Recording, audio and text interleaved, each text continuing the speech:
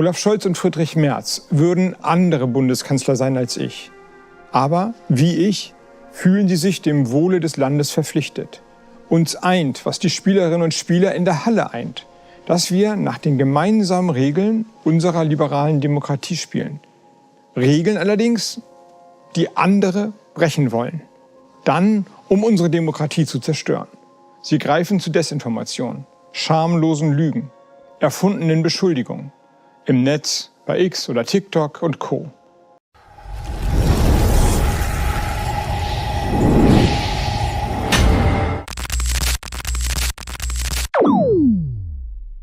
Hey Leute, habt ihr euch schon gefragt, warum ausgerechnet die Spitzenkandidaten von Union, SPD und Grünen jetzt plötzlich gemeinsam von Anstand und Demokratie reden?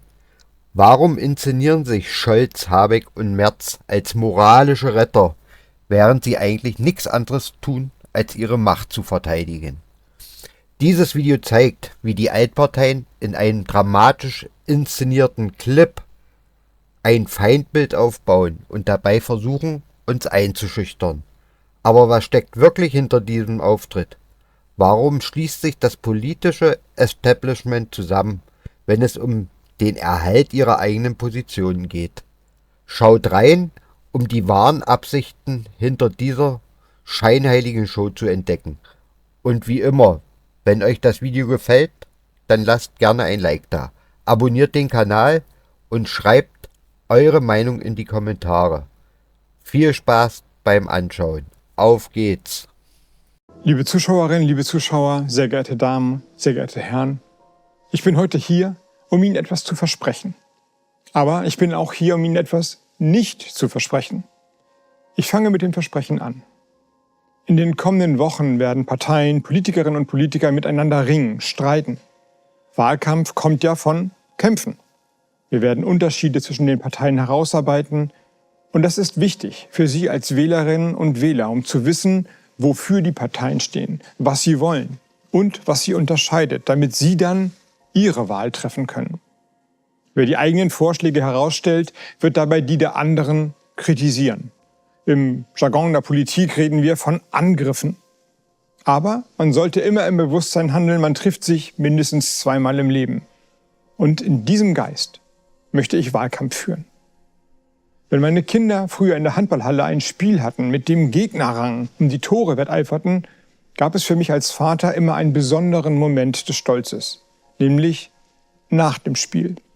Dann standen sich Sieger und Verlierer gegenüber, die einen strahlend, die anderen enttäuscht, aber alle verschwitzt, und dann reichten die sich die Hand, klatschten sich ab. Und so werde ich es in diesem Wahlkampf machen. Klar in der Sache, aber voller Respekt und in dem Wissen, du musst dem anderen danach immer die Hand reichen können. Das, sehr geehrte Damen und Herren, das ist mein Versprechen. Olaf Scholz und Friedrich Merz würden andere Bundeskanzler sein als ich. Aber, wie ich, fühlen sie sich dem Wohle des Landes verpflichtet. Uns eint, was die Spielerinnen und Spieler in der Halle eint, dass wir nach den gemeinsamen Regeln unserer liberalen Demokratie spielen. Regeln allerdings, die andere brechen wollen. Dann, um unsere Demokratie zu zerstören. Sie greifen zu Desinformation, schamlosen Lügen, erfundenen Beschuldigungen. Im Netz, bei X oder TikTok und Co. Sie wollen unsere Gesellschaft kirre machen, Angst, Misstrauen, Spaltung herbeiführen. Dem sollten wir in diesem Wahlkampf als demokratische Parteien gemeinsam entgegentreten. Im Wettstreit in den Hallen und auf den Plätzen, in den Studios, gemeinsam für unsere Demokratie. Bündnisfähig. Was ich Ihnen dagegen nicht verspreche, ist das Blaue vom Himmel. Ich verspreche Ihnen nicht, dass plötzlich alles gut und einfach wird. Und, sehr geehrte Damen und Herren, lassen Sie sich das auch nicht einreden. Lassen Sie sich nicht einreden, alles wird anders, weil die Regierung eine andere ist. Weil wieder irgendwelche Wenden herbeigerufen werden. Die Wirklichkeit, mit der sich jede Regierung gleich welcher Konstellation auseinandersetzen muss, ist exakt dieselbe. Wir leben mit der Gleichzeitigkeit der Krisen. Keiner kann sie wegzaubern. Diese Wirklichkeit geht auch nicht weg, wenn man sie ignoriert. Und wer Ihnen etwas anderes erzählt, erzählt Ihnen etwas Falsches. Aber ich bin auch überzeugt, Wir können sicher durch diese Krisen steuern. Deutschland kann neue Stärke entwickeln, wird neue Stärke entwickeln, wenn wir uns der Realität stellen, wenn wir die Dinge beim Namen nennen, wenn wir Lösungen für die Probleme anbieten, statt die Probleme zu beklagen. Diese Lösungen, sie müssen nicht allen gefallen. Dann sollten bessere her. Und wenn ich der Meinung bin, andere haben bessere Lösungen, dann werde ich das zugeben, sie übernehmen und den politischen Mitbewerber dafür loben. Hauptsache, wir lösen die Probleme und verzagen nicht, wenn neue kommen. Diese Zuversicht, die habe ich. Deutschland hat die Kraft. Gemeinsam haben wir die Kraft für diese Zeit. Liebe Zuschauerinnen und Zuschauer, Sie werden wahrscheinlich überrascht sein, mich heute Abend hier zu sehen. Aber in diesem Jahr haben wir in Deutschland zwei große Gründungsmomente gefeiert. Die Gründung der Bundesrepublik Deutschland und 75 Jahre Deutscher Bundestag. 75 Jahre Grundgesetz und 75 Jahre Deutscher Bundestag. In diesen 75 Jahren haben wir gemeinsam erfahren, was es heißt, in Freiheit zu leben. Demokratie ist die Meinungsbildung und der Meinungsaustausch zwischen Bürgerinnen und Bürgern, die idealerweise nicht nur das Beste für sich selbst, sondern für alle in unserem Land wollen. Dieser Meinungsaustausch kann auch hart sein. Überzeugungen diskutieren wir oft leidenschaftlich. Richtungsentscheidungen für unser Land müssen diskutiert werden, damit die Ergebnisse gut werden. Demokratie ist eben streitbar, aber sie ist genau deshalb auch lernfähig. So ist sie ein Motor für den Fortschritt in unserem Land. Aber weil die Demokratie streitbar ist unsere Demokratie auch verwundbar.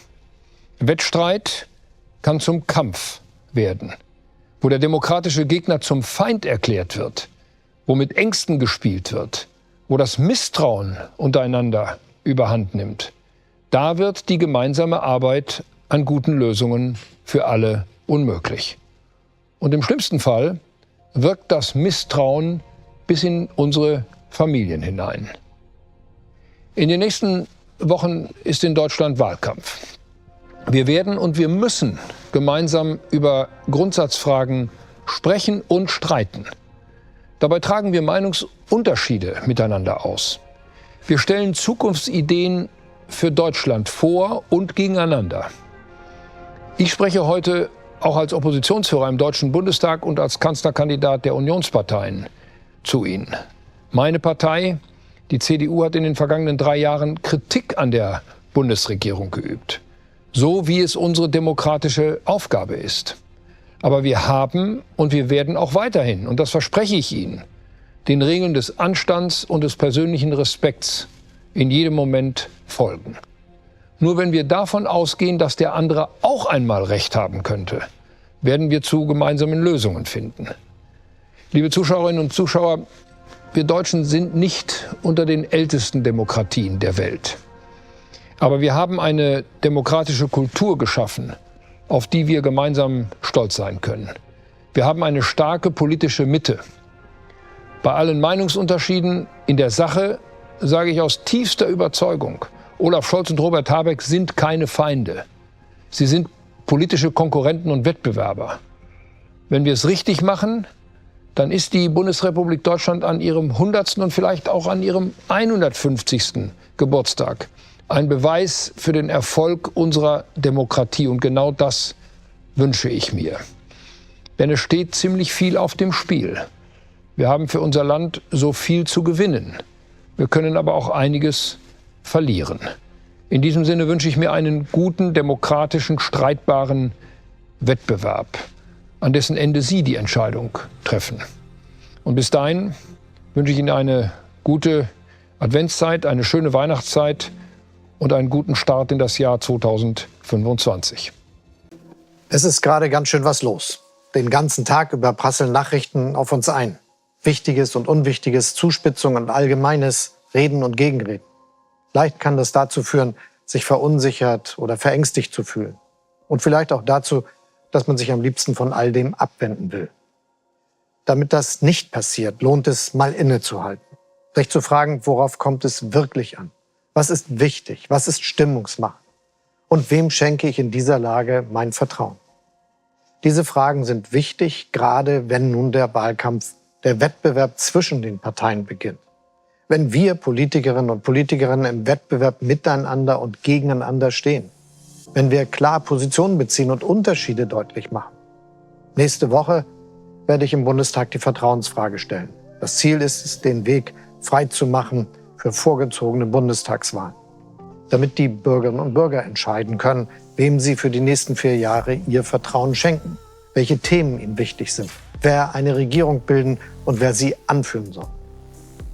Wichtig ist mir dabei, Politik ist kein Spiel.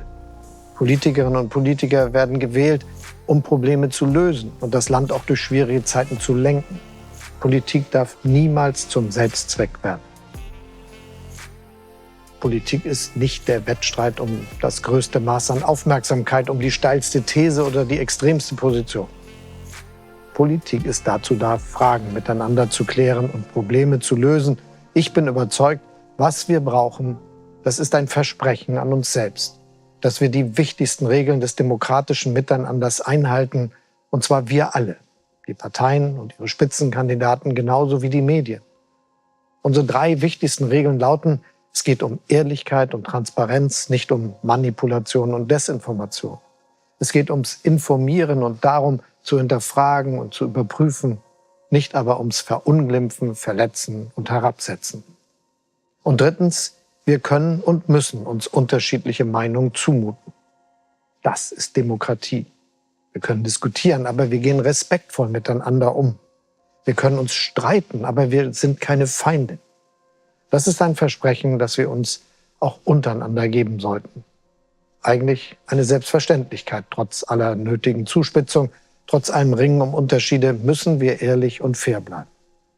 Mein Eindruck ist, bei den Gesprächen, die ich überall im Land führe, bei Firmenbesuchen und auf Marktplätzen, bei Bürgerdialogen und im Kleingartenverein, wir kommen immer weiter, wenn wir miteinander reden, statt nur noch übereinander oder aneinander vorbei. Klar, der Wahlkampf dient dazu, Unterschiede aufzuzeigen.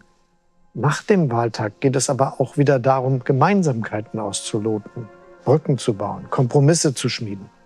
Dafür brauchen wir einander. Es liegt an uns, allen gemeinsam, an allen demokratischen Politikerinnen und Politikern, an den Medien und an jedem Einzelnen von uns. Lassen Sie uns einander vertrauen. Ich bin heute hier, um Ihnen genau das zu versprechen.